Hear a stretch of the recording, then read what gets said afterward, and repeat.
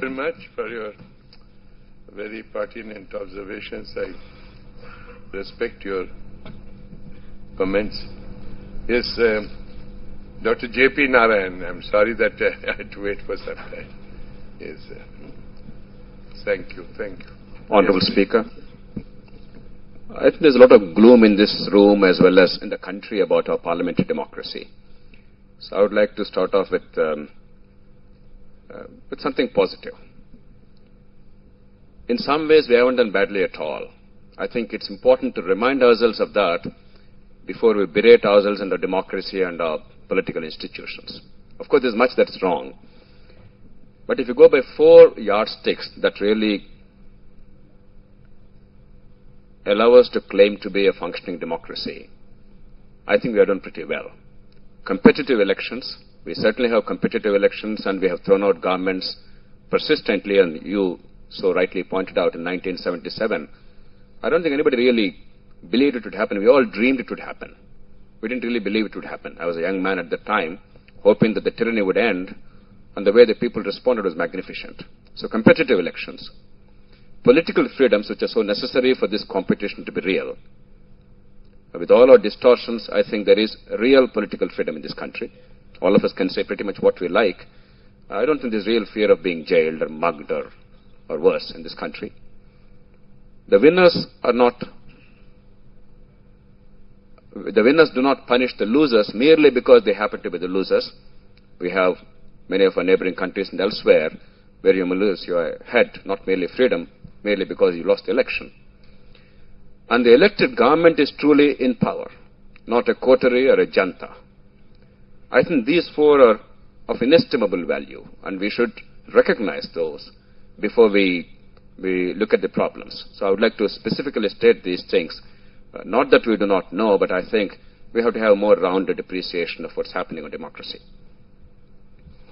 The second broad point I'd like to make is, increasingly, democracy is so delegitimized in this country that many people are tempted to look at illiberal, undemocratic solutions.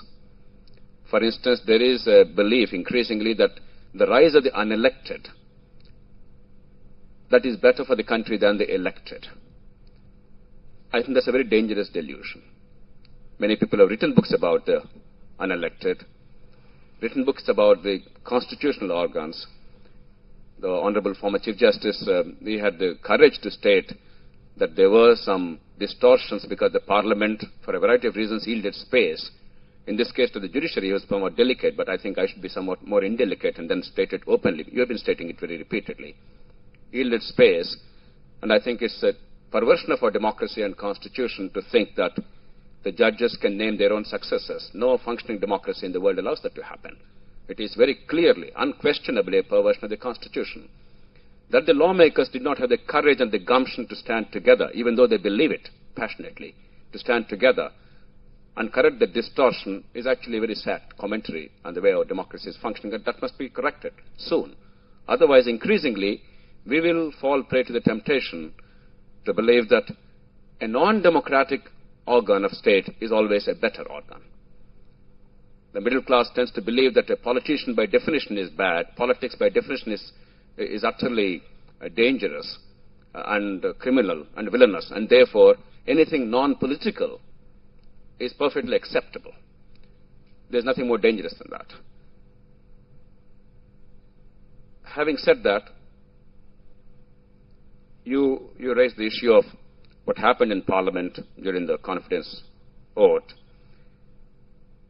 And I, along with millions of our countrymen, am deeply grateful to you for invoking the inherent provision by which the House can expel its own members for conduct unbecoming of the members. It was invoked only twice before you did that. I think one case was H.G. Mudgal, before the first Parliament was elected, in fact. The second was when Mrs. Gandhi herself was expelled for a contempt of the House or for misleading the Parliament, or Parliamentary Committee. But otherwise, nobody dared to do that. You did that. But I would like to emphatically submit that the roots of the problem are not technical. They are not in the House. What is seen in the House is merely a symptom of the much deeper malaise. Dr. Shashi Tharoor mentioned that. Dr. Bhaskar Rao mentioned that. And the Honorable Member of Parliament, Mr. Ranjita, mentioned that. I think we should go into the core of that issue. There are three big symptoms of this deeper malaise, and I would like this body to look at that very dispassionately. It's not enough to simply say things are bad and express our angst.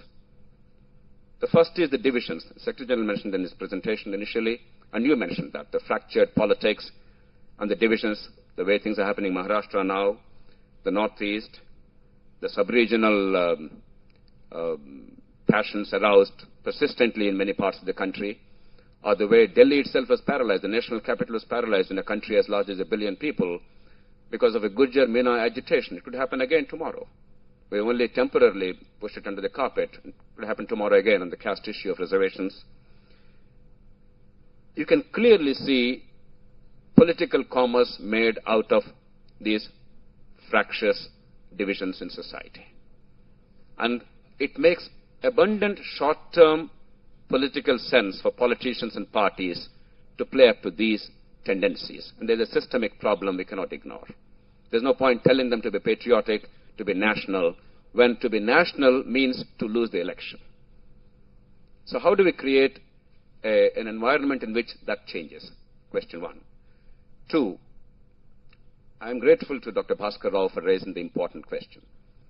Mr. Shyam Benegal, like many well-meaning, intelligent citizens deeply concerned about democratic values in the country, and the Prime Minister himself belongs to this category, is arguing for state funding. Dr. Manmohan Singh repeatedly said that. With due respect, sir, that simply is not the solution at all. The concept is sound. The problem is, as Dr. Bhaskar Rao mentioned, in many states, the expenditure for a state legislative office, in fact, in all this discussion, we're talking about the Parliament. With due respect, Mr. Speaker, the real problem of India is in the states. The Parliament is more of a symbolic value. The governance, the good and the bad, and the politics, the good and the bad, is really in states. And therefore, any discussion to be meaningful has to really encompass the state legislatures and the way democracy is functioning there at the grassroots level. For a state legislative office, let alone a parliament, Lok Sabha office, the typical expenditure in my state of Andhra Pradesh by a major party would be of the order of 5 to 10 crore rupees. I am not exaggerating, Mr. Speaker, a bit, and you know by now very well. Every member of parliament who knows Andhra Pradesh, or Karnataka for that matter, understands that. I was saying it will be more. I tend to be conservative in these numbers. In the next election in Andhra Pradesh, easily we will see an expenditure of about 15 crore rupees by at least 3 major formations for each assembly constituency in Andhra Pradesh. And that means about 4,000 crores in Andhra Pradesh alone. Most of this expenditure is not for campaigning. The reason why public funding will not work is 80 to 90% expenditure is to buy the vote straightforward with money and liquor. It does not mean that the money will guarantee election. It does not mean high expenditure guarantees election. Sometimes it does not. But it means that non-expenditure guarantees defeat. Huge expenditure has become a necessary condition but not a sufficient condition.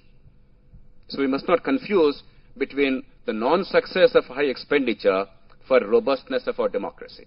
There is a huge entry barrier which prevents ethical politics to enter. The reason why the good people do not enter is the good guys come last. They simply have very little chance of getting elected. There still are a few exceptions like Bengal, like Kerala, like Gujarat in many ways. There are still a few exceptions individually because the towering stature of an individual, you may get elected. You may still overcome these barriers. But I'm talking about the overwhelming majority of members of parliament or the state legislatures in the country. The exceptions only prove the rule. We must not go by the exceptions. When money transferred to the voters and inducement is the primary determinant of the outcome, any amount of state funding will not solve the problem. And in fact, many members of parliament unfortunately are not sufficiently aware the 2003 law on electoral funding in the country is an exceptionally sound law, except that it simply is observed in the breach. Nobody cares, because if the expenditure is legitimate and fully accounted and accountable, then the law will work. If the expenditure is illegitimate and unaccounted and unaccountable, no law will work. It's as simple as that. And there's an